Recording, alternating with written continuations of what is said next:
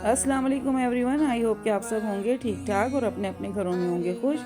Welcome back to my channel. आज की video बड़ी इंटरेस्टिंग होने वाली है, लेकिन उससे पहले मैंने कहा आपके साथ कुछ डिकोर शेयर करूं।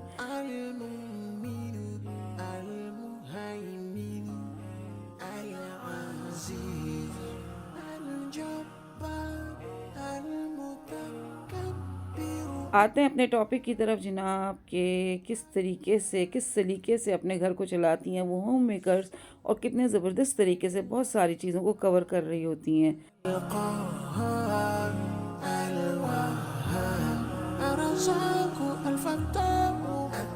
गरीब तबका जो है वो बहुत ज़्यादा होता है, और यही वो तबका होता है जो कि बहुत मुश्किलात को फेस करते हुए अपने आप को कवर कर रहा होता है, अपनी इज़्ज़त का, अपनी हर चीज़ का भरम रखवाने की कोशिश कर रहा होता है।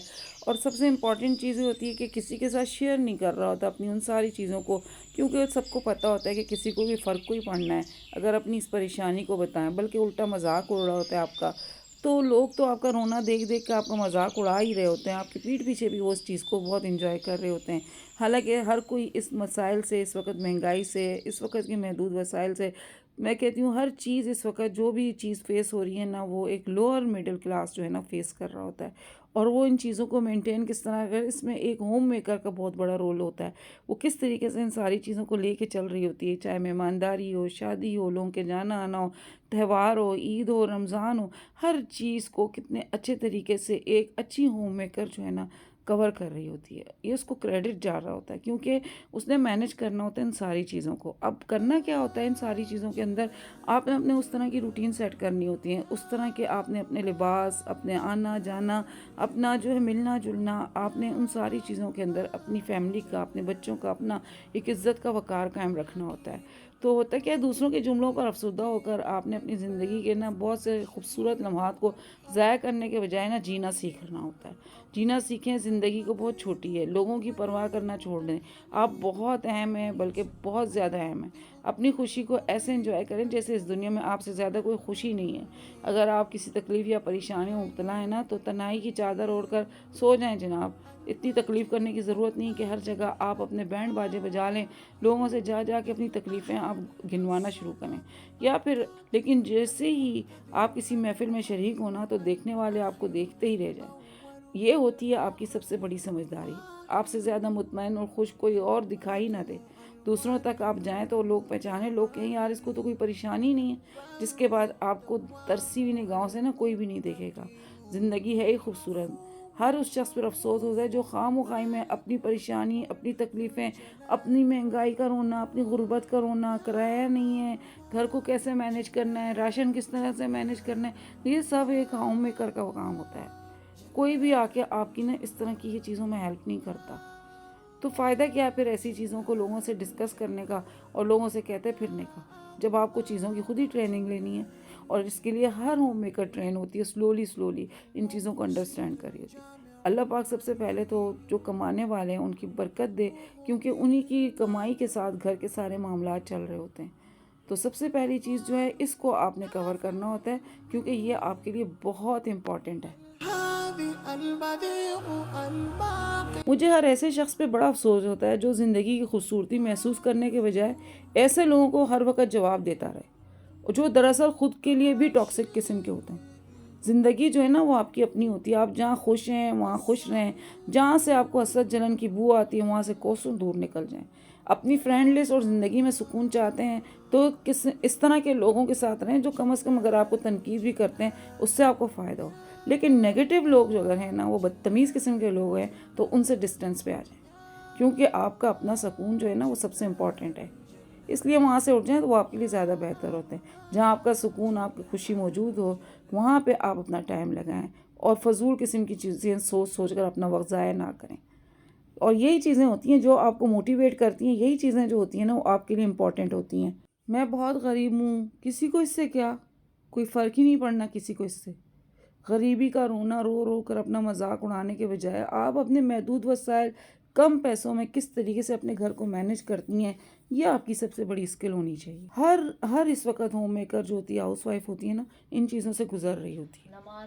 जब आपकी शादी होती है उस वक्त आपको अंदाज़ा नहीं होता कि ज़िंदगी में बहुत सारी चीज़ें आपके आने वाली हैं, आपको बहुत सारी चीज़ें फेस करनी हैं।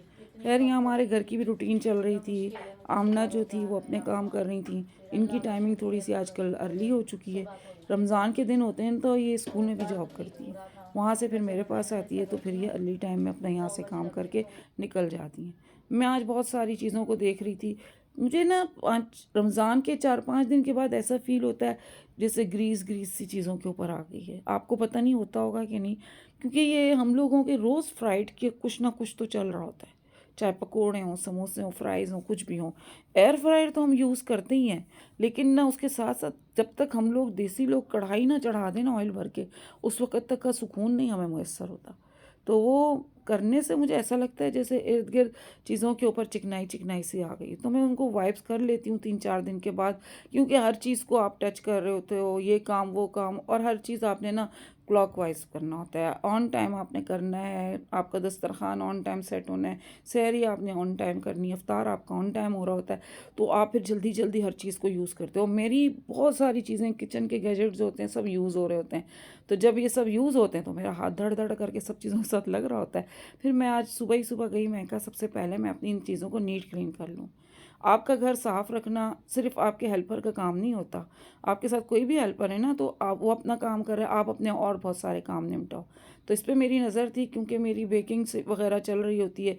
आजकल तो मैं इससे आटा गूँथने का भी काम कर रही हूँ। इसके साथ 2 और इसके इंस्ट्रूमेंट होते हैं, वो लगा लेती हूँ, जल्दी से मेरा आटा भी गूँथ जाता है। तो जितना मैं कहती हूँ मशीनरी यूज़ कर सकती हूँ मैं करूँ, मुझे फ़ायदा होता है, मेरा टाइम सेव हो जाता है।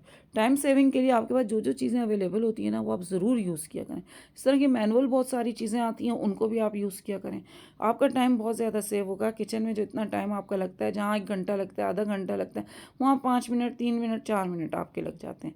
तो इससे बढ़ के और क्या चीज़ होगी।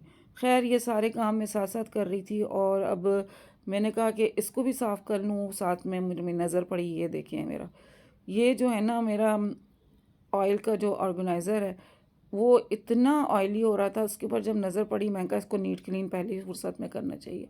क्योंकि ये और ज़्यादा ये मेरे फ्लैक्स सीड हैं, जो कि मेरे 2 दिन 3 दिन के बाद मैं लाज़मी तौर पे यूज़ करती हूँ।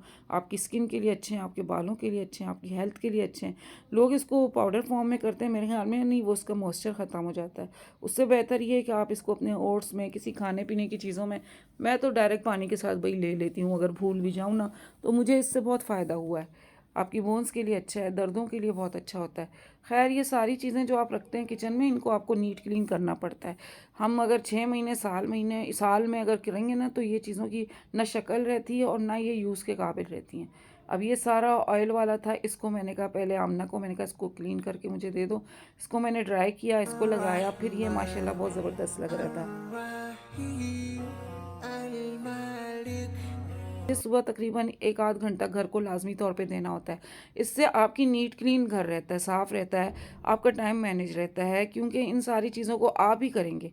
आप ही को पता होता है आपके घर में कौन-सी जगह पे थोड़ा ज़्यादा डस्ट आती है, ज़्यादा कचरा होता है, कौन-सी जगह पे आपका ऑयल ज़्यादा चला जाता है, ऑयली चीज़ें ज़्यादा हो जाती हैं, कौन-सी जगह है आपकी जिसको आपकी बहुत ज़्यादा ज़रूरत है। 2 दिन बाद, 3 दिन बाद आपने उस जगह को जाके देखना है, करना है। तो ये सारे काम जो होते हैं हम लेडीज़ के ही होते हैं, और हम इनको मैनेज नहीं करेंगे तो कौन करेगा?